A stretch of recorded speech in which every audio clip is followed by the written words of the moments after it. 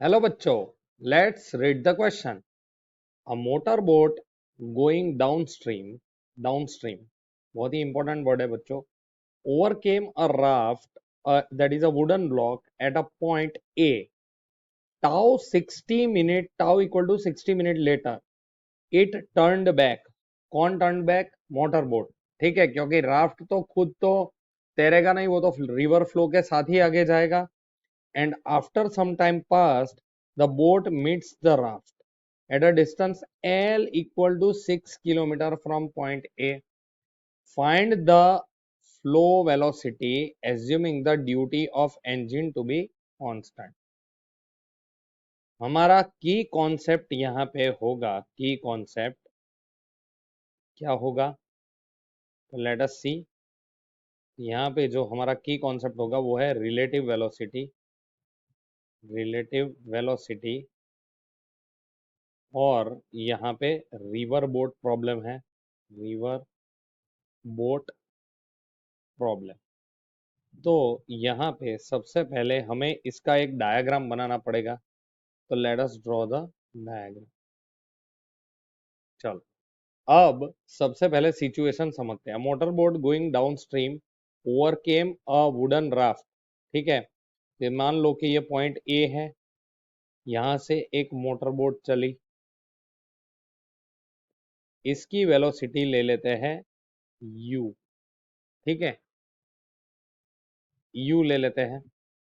और यहाँ पे रिवर की जो वेलोसिटी है, यहाँ पे डाउन स्ट्रीम लिखा है, तो रिवर की भी वेलोसिटी इस पे काम कर रही होगी। इंजन की वजह से वेलोसिटी u है, और रिवर की वेलोसिटी जो है वो तुम्हारी v होगी। तो यहाँ पे जो राफ्ट होगा वो भी v वेलोसिटी से ही चलेगा। तो बोट की वेलोसिटी कितनी हो जाएगी? u प्लस v हो जाएगी। क्यों? क्योंकि डाउन स्ट्रीम जा रहा है, तो डाउन स्ट्रीम में वेलोसिटी ऑफ रिवर बढ़ेगी। तो यहाँ पे लिख लेते हैं u क्या है? वेलोसिटी ऑफ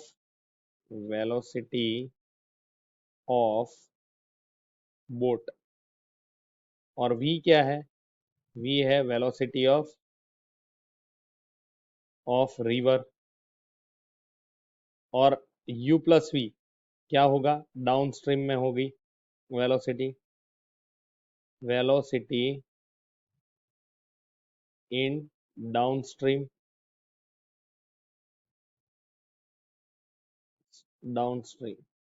ठीक है, तो ये तीन चीजें हुई। अब देखो, यहाँ पे ये ऐसा बोल रहा है कि at a point A tau is equal to 60 minute later, मतलब 1 घंटे के बाद। At tau equal to 60 minute which is equal to 1 hour. यहाँ पे क्या हो रहा है? इट टर्न्ड बैक, यहाँ से इसने टर्न लगाया यहाँ पे। And after some time it passed the boat, time pass the boat meets the raft, मतलब ये राफ्ट भी रिवर के फ्लो के साथ एक पॉइंट पे आ गया। मान लो ये पॉइंट जहां से इसने टर्न किया, इसको बी ले लेते हैं, और ये पॉइंट को सी ले लेते हैं। तो सी पॉइंट पे ये दोनों फिर से इकट्ठा हुए। कौन? बोट और राफ्ट। ठीक है, तो अब यहाँ पे बोट की जो स्पीड होगी वो क्या हो जाएगी? ये अब अपस्ट्रीम जा रही है, तो यहाँ पे उसकी स्पीड हो जाएगी u माइनस वी। तो यहाँ पे वैसे देखने जाए तो ये negative of u minus v होगा, क्योंकि यहाँ पे पॉजिटिव रिवर जो है तुम्हारी वो ये साइड जा रही है। ठीक है, तो उस हिसाब से u माइनस वी लिख लेते हैं पहले।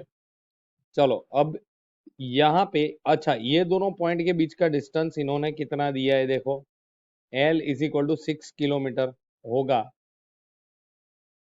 L is equal to 6 kilometre होगा। तो net displacement of raft and boat, net displacement displacement of raft and boat दोनों का कितना होगा? दैट इज इक्वल टू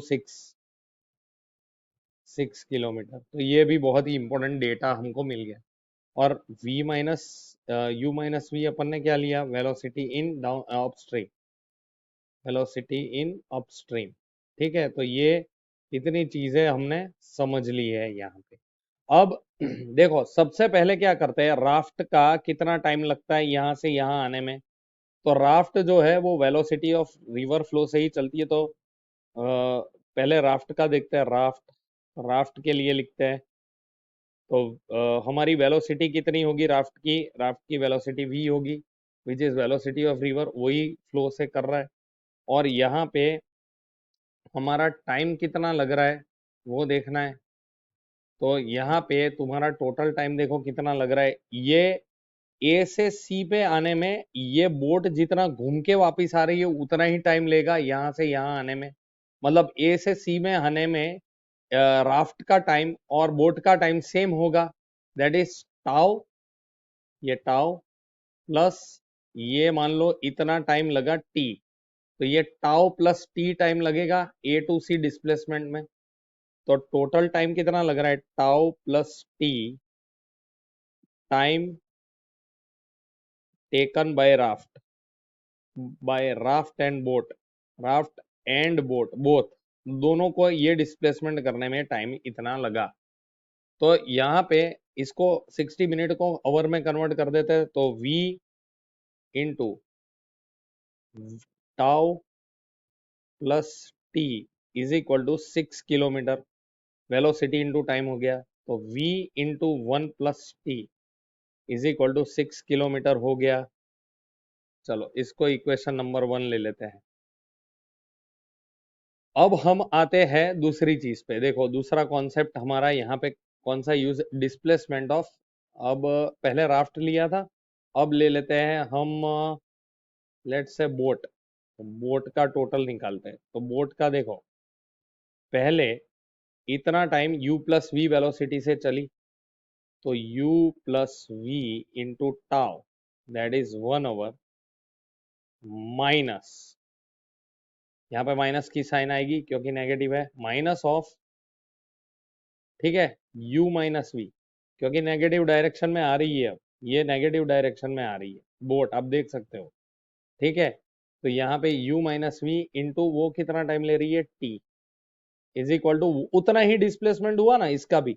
यहाँ से तो 6 किलोमीटर पे ही वापस मिल रही है राफ्ट और बोट, अब देख रहे हो, ठीक है। तो यहाँ पे इज इक्वल टू 6 किलोमीटर लिख लो। तो ये मेरी इक्वेशन नंबर 2 हो गई। तो देखो ये 1 और ये 2 दोनों को कंपेयर कर देते हैं। तो पहले इसको एक्सपांड कर लेते हैं, u plus v minus u t plus v t is equal to 6। तो देयर फॉर अब ये दोनों को कंपेयर करते हैं, दोनों 6 है आमने सामने। तो v is equal to v into 1 plus t is equal to u plus v minus u t plus v t, ठीक है। तो ये v into 1 plus t is equal to, ये दोनों को साथ में ले लो v वाले टर्म्स को, तो v इंटू 1 प्लस टी हो जाएगा plus u into 1 minus T. तो यहाँ पे आप देख सकते हो ये दोनों टर्म्स कैंसल हो जाएंगे, तो यहाँ पे 0 बचेगा। तो therefore u into 1 minus t equal to 0 which implies, या तो इसको हम एक्सपांड कर लेते हैं। तो u minus u t is equal to 0 which implies u is equal to u t which implies t is equal to 1, क्या हमने आवर में लिया था तो t टाइम कितना आ गया, 1 आवर आ गया। अब हमें क्या चाहिए देखो, इसको इक्वेशन 1 में डाल देते हैं। इक्वेशन 1 में t इक्वल टू 1, तो हमें राफ्ट की स्पीड मिल जाएगी। राफ्ट की स्पीड वही रिवर की वेलोसिटी भी है, which is equal to velocity of raft also, of raft, ठीक है। तो ये केस में अपन क्या कर सकते हैं देखो, तो therefore now t v into t plus 1 is equal to 6.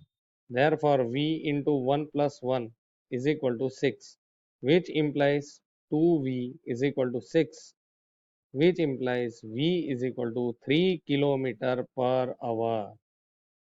बच्चों यही हमारा फाइनल सॉल्यूशन होना चाहिए, यही होगा स्पीड की velocity, velocity of a river, river की यही वेलोसिटी होगी which is 3 kilometre per hour. तो ये हमारा फाइनल सॉल्यूशन है बच्चों।